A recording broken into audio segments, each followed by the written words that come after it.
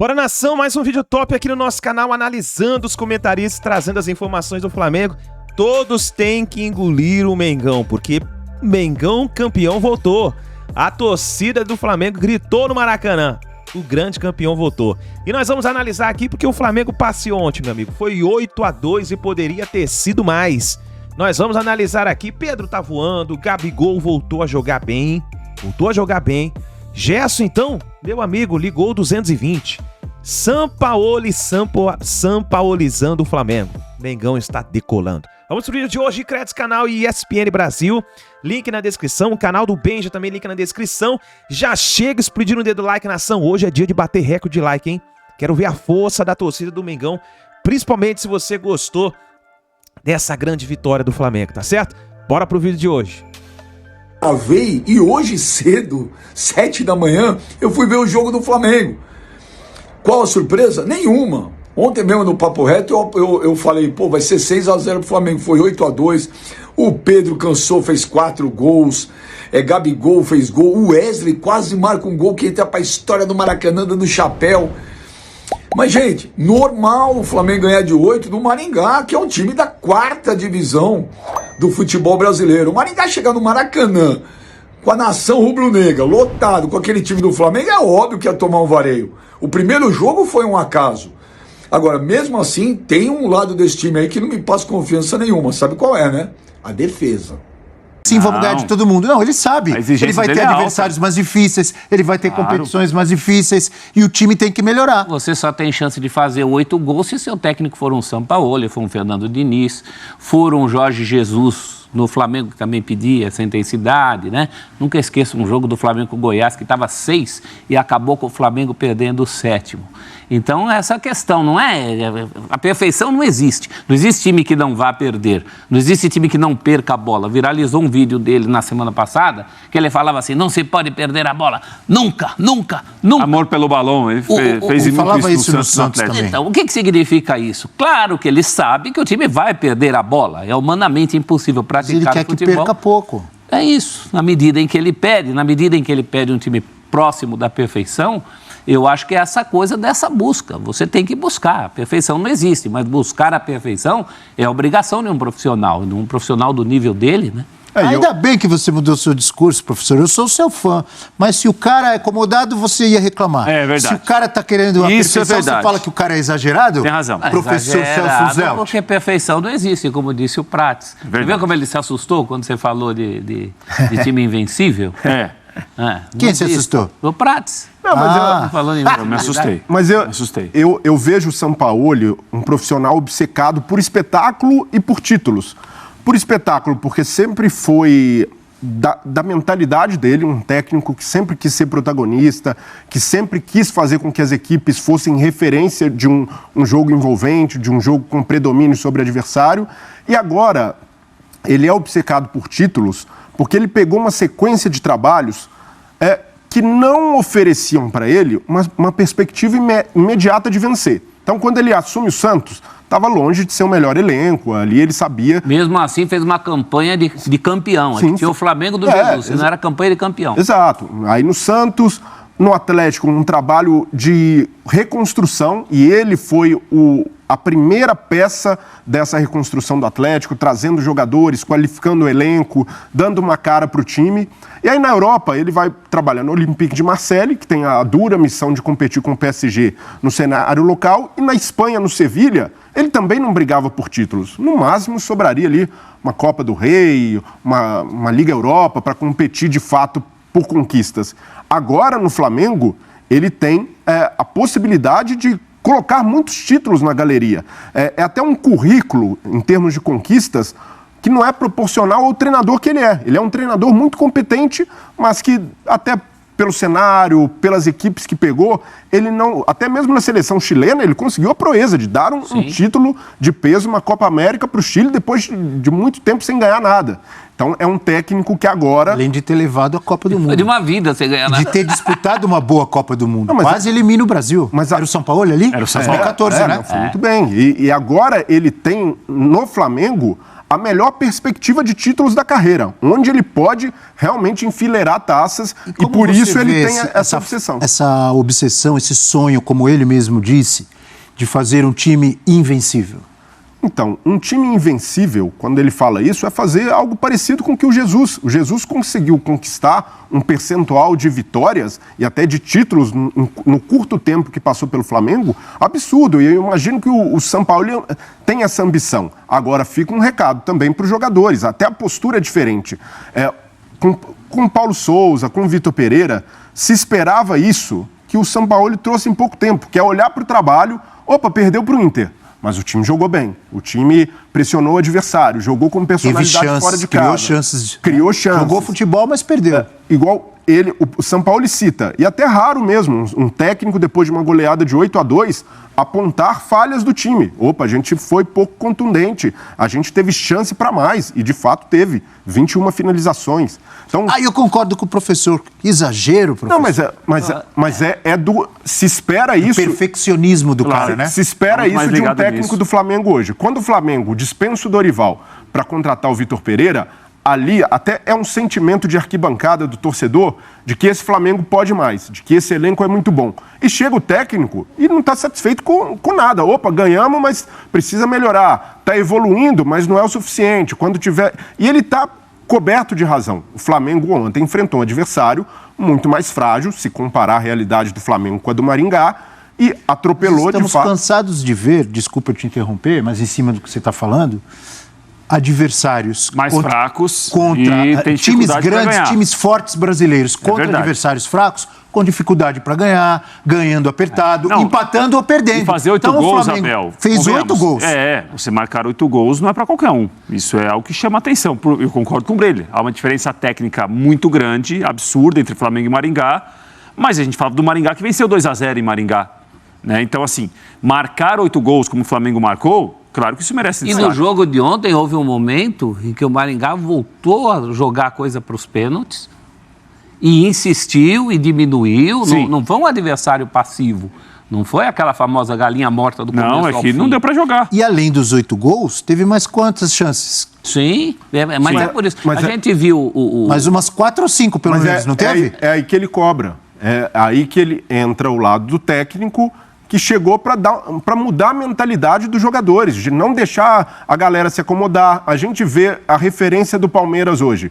O Abel contra o Tombense é ali mobilizar os jogadores, mostrar a importância do torcedor, o quanto vale cada partida. E o São Paulo chega com uma mentalidade muito parecida, de não deixar cair em zona de conforto, de apontar erros, de mostrar que esse Flamengo pode ser mais contundente, precisa ter efetividade. Contra o Inter, por exemplo, ele cita, e com razão, o Flamengo perdeu o jogo de área a área, por não ter a frieza para se defender, para neutralizar o Inter, e por não ter também a frieza de matar o jogo quando teve a oportunidade. E ele tem razão, de apontar esses erros em momentos que, em tese, são positivos. Apesar da vitória espetacular com a classificação diante do Maringá, o Flamengo, o São Paulo, os jogadores, ele pode ter o seguinte pensamento: tomamos 4 gols em 2 jogos contra o Maringá. Ou, nos últimos 2 jogos, contra a Inter e Maringá, a gente levou 4 gols. Sim. Vai ter jogos contra adversários mais difíceis que não vamos conseguir fazer 8, ou 5, ou 4. Contra o e Inter, se a gente levar sempre 2, vamos correr o risco de ter uma eliminação. Contra o Inter já aconteceu isso. Contra o Inter aconteceu isso. O Flamengo teve muitas chances, não as aproveitou, levou 2 gols e perdeu o jogo. Isso pode acontecer na Libertadores. Então, esse tipo de pensamento, aí eu concordo com o São Paulo. Não é sempre que vamos conseguir fazer tantos gols, gente. Temos que trabalhar para não levar sempre 2. Nos últimos 2 contra a Inter. Esse tipo de pensamento vale, não vale? Mas é aquela coisa dos meios e fins, né? A turma do futebol força cai de pau porque acha que a gente só quer futebol bonitinho. A gente não quer futebol bonitinho. A gente quer um bom futebol. Eu quero futebol bonitinho. Eu não. Posso? A gente quer futebol. Eu sou resultadista. A gente não quer. Gostei. Você é resultadista? Sou. Às vezes o futebol não é tão bonitinho, mas. A gente não quer só comida. Mais 3 pontinhos, a gente né? Quer comida, diversão e arte. Mas pode ser na minha realidade. Aproveitar para perguntar para ele rapidinho. Você não gostava de ver o São Paulo do Tele jogar? Gostava muito. Gostava? E o São Foi Paulo o do Tele último não melhor ganhava? time brasileiro do mundo. Não aumentavam as chances de vitória do São Paulo de Tele a Claro partir que de um sim. bom jogo? Não, claro que sim, Isso, eu tô falando é porque nem todos vivem essa Ninguém realidade. é só um esteta. Ele tem o direito de gostar de futebol feio. Continue, porque eu Você- te atrapalhei. Você aumenta também. as suas possibilidades quando você joga bem. A gente mostrou uma tela aí sobre posse de bola. Posse de bola com um time como o São Paulo gosta, com 5 na frente, e posse de bola dessa turma que fica ganhando número de posse de bola só para tocar de lado durante 90 minutos, é uma coisa completamente diferente. Claro que é. Então a proposta dele, quanto mais alto você virar, maior a chance de você conseguir coisas boas. Essa tal dessa perfeição do time invencível, isso é balela, isso não existe. Isso é relativo. Se você relativizar o time do Jesus, por exemplo, ele pode ser considerado quase invencível. Verdade. Se o cara ganhou mais título, Que saiu teve com mais de título derrota, que com derrota, claro. o Palmeiras do Leão, Eurico Luiz Pereira, Alfredo Zeca, Dudu Ademir e do Levinha César Inei, com esses 11 caras juntos, esse time jamais foi derrotado. Foi um time invencível. Nunca saiu de campo. Esse é um time time foi invencível, relativamente claro. invencível. Claro. Não é que o Palmeiras ganhou todos os campeonatos, todos os jogos e não tomou gol de ninguém. Né? É que hoje você hoje é mais difícil jogar em todos os jogos. Tem muitas competições, Isso. ainda mais com o São Paulo, que sempre é raramente repete o time, entendeu, professor? Sempre é difícil. Posso fazer mais uma pergunta para o amigo Prats, antes da gente ouvir os nossos fãs de esportes na hashtag Os fãs de esportes F360BR? prometem, hein? Você Eu quero gosta ver de se vai ver o ser- Fluminense do Diniz jogar? Gosto. Não é gosto. bonitinho? Claro, não, bonitinho não. É muito bom, eficiente, ganha jogos, claro que eu gosto. Você quando acha que ganha, bonitinho não, mas é- pejorativo? não, é que eu acho bonitinho assim, é um a futebol beleza- agradável de se ver. Não, a beleza é Pode subjetiva. ganhar. Beleza é subjetiva, concordamos quanto a isso. Cada Sim. um vai achar uma coisa bonita, um vai achar uma coisa bonita, outro não vai achar nem tão Eu te bonito assim. pergunto, o futebol jogado pelo Fluminense, para você, Plasticamente é bonito de se observar e tem dado resultados muito bons. Então você gosta de futebol bonitinho? Não, eu gosto também. É que Você eu, gosta porque dá resultados muito bons? eu acho que é por isso. Eu acho que o resultado é bom. garoto! Peguei pra... Estava tentando colocar ele na parede, você viu? Não, mas eu gosto, claro que eu gosto. De um time que é muito bem treinado, que além de jogar, de ganhar, é bonito de assistir, plasticamente bonito, jogadas, todo mundo gosta. Agora eu gostei. Tá sampaulizado ele. Não vamos exagerar. São Paulizado? Tá. Não vamos exagerar Hashtag também. Às vezes é F360BR. muito falar. Com a participação da galera, daqui a pouco a gente vai pressionar mais o Rafael Prats até ele falar: eu amo futebol bonitinho. José Jovenildo. Bom dia, amigo. O Flamengo não precisa melhorar muita coisa, não. Apenas manter a melhor equipe escalada o máximo possível, sem fazer tantas alterações. Zé. Mas se O fosse- São Paulo ele Depende gosta do de mudar de adversário. vez em quando. Se Muitas fosse- vezes cada time de acordo com o que ele imagina do adversário. Então, dificilmente vai ter uma repetição. É bom um amigo se preparar, né? É. Tadeu, bom dia! Com o elenco que o Flamengo tem, o São Paulo pode deixar o time entre os 3 melhores da Copa do Brasil, Libertadores e Brasileirão. Sem exagero, essa é a nossa realidade. Ô Tadeu, isso é muito pouco. O Flamengo é o atual campeão da Libertadores e da Copa do Brasil. Se ficar em terceiro, vai vir corneta. Pode ganhar Não vai? tudo. Não, mas é ambicioso ali o Tadeu. Não é, não. No mínimo entre os 3. Mas é o atual campeão da Libertadores. Mas Ainda nem todo- mandaram o técnico embora? Mas às vezes o outro ano não é igual ao ano passado. É. Zé Antônio, bom dia. Gabigol, melhor jogador ontem. Na sequência, Pedro e Gerson. Mas acho que quando o cara faz 4, tem que ser o melhor. É difícil isso. E o Gerson jogou bola. Só Aliás, o Pedro. temos o Sampaoli falando sobre o Gerson. Agora, uma enorme paixão me devora. Sampaoli. Yo conviví con él en Francia un año. Gerson, él es uno de los mejores jugadores que yo dirigí. Tiene una capacidad tremenda para jugar fútbol, para atacar todo tempo o tempo de espacio. Él ainda pode ser melhor. Espero que sea así. Yo elegí a él para Francia y feliz de que él haya retornado ao clube. Comparações muitas vezes não são legais. É verdade, Abel. Mas Você o pode falar Gerson sobre lembra muito o Adílio, camisa 8 do Flamengo dos anos 80. E o Sampaoli falou, um dos melhores jogadores que eu já dirigi. E olha que dirigiu gente boa, hein? Ó, Só na seleção da Argentina. Se bem que ali ele não dirigiu bem. Dirigiram por ele? Dirigiram, ele foi Entendi, dirigido também por muita entendi. gente Mas boa, foi hein? técnico da Argentina na Copa do Foi. Mundo. Tá certo, Chile e Argentina. Tá valendo o elogio. E pegou a Argentina nas eliminatórias numa situação complicada. Verdade. Levou pra Copa. Chegou na Copa, teve aquela crise toda. Corinthians, foi em que ano? Foi em qual Copa? 2018, né? Na Rússia, para né? 18, né? Olha aí, o Coringa Gerson. Vapo? É, negócio de vapo, é. Vapo. Negócio de vapo. Você percebe a crítica embutida? É, Não, cara, crítica não. O cara não gosta. Claro que eu gosto. Claro que eu Uma gosto. comemoração legal. Eu peço cuidado com oba-oba, mas eu Então faz gosto. Faz Claro um que eu vapo aí gosto. depois pra gente ver. Quando sair Depois, a tela, eu vou prof, pedir um depois, vapo. depois. Será que o Vapo Essa do Adílio mexeu um pouco comigo, prof. O Coringa voltou a sorrir? Números de Gerson pelo Flamengo com São Paulo. São só 3 jogos, mas em 3 jogos, 2 gols, 1 assistência, 5 chutes, 3 chutes certos, 6 chances criadas. É um Gerson que parece realmente mais à vontade, na minha opinião. O que você acha, Rafael Prats, deste Adílio dos tempos modernos? Na mão do São Paulo. Da comparação, o que eu acho do Gerson? Não, o Gerson agora, Ah, tá. você acha que já Então, mudou? Não, o São Paulo conhecê-lo ajuda muito, né? Porque com o São Paulo, quando ele chega ao Olympique de Marseille, há uma dificuldade do Gerson também entender ou se adaptar ao que queria o Jorge Sampaoli. Gerson cresce muito no futebol francês com o Sampaoli quando joga mais adiantado. Menos volante, mais meia, quase atacante. Até em alguns jogos vira até centroavante do Olympique. E o fato de conhecer, né, certamente o Sampaoli sabe como utilizar. O Sampaoli viu talvez uma versão não tão boa assim quando ele chega à França e uma versão muito boa quando ele está saindo da França, ou o Sampaoli. Então isso tudo ajuda, Abel. E o Sampaoli é um técnico que no microfone também é muito inteligente. Ele fala o que as pessoas gostam de ouvir, sabe mexer com a massa. Ele fala coisas que às vezes o torcedor para pensar, poxa, esse cidadão respeita muito a instituição. Ele fez muito isso no Santos, no Atlético Faz também. parte, né? Faz do parte, é um trabalho elogio ao dele, São né? Paulo isso. E acho que o Gerson com ele tem jogado bem, o que nem jogou nos 4 primeiros meses do ano. E isso, tirar o melhor de cada jogador, é o papel do técnico. Claro que é. É o que o Abel Ferreira fez Abel, e continua fazendo no Palmeiras. E se comunicar bem, tá no pacote. Se comunicar bem, falar coisas pro seu torcedor, ainda mais depois de vitória, de bons jogos, tá no pacote. O que ele falou do Gerson, alguma coisa você achou que ele falou pra torcida? Não, falou... então, assim, não, ele elogiou muito o Gerson. Ele foi um dos melhores jogadores, né, que já dirigiu.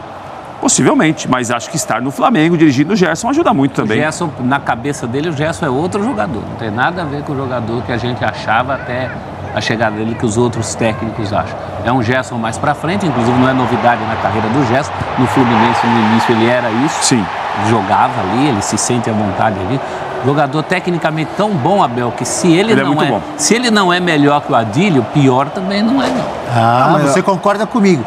Eu falei porque ele joga praticamente na mesma posição que o Adílio. Tô certo ou tô errado?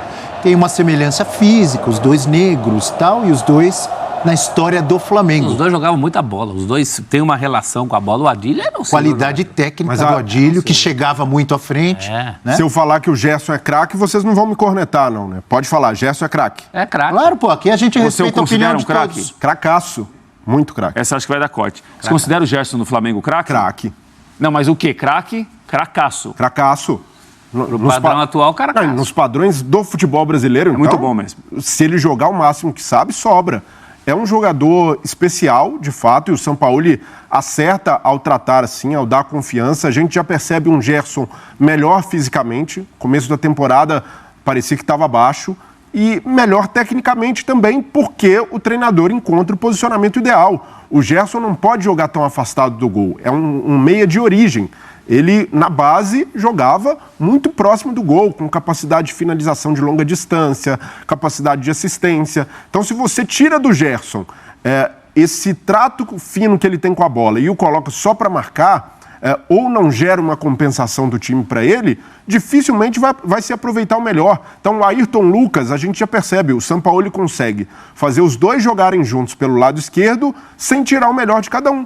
Tudo bem que a gente precisa ponderar sobre a fragilidade do Maringá, mas a gente viu o Ayrton Lucas apoiando, se aproximando do Gerson, os dois tabelando, e nem por isso o Ayrton Lucas ficou preso. A questão é, você precisa mudar um pouco o posicionamento. Eventualmente, o Ayrton Lucas vai ter de apoiar por dentro, vai ter de construir pelo meio. Então tá aí, essas foram as informações do Mengão. Deixe seu like, se inscreva no canal e a gente se vê no próximo vídeo.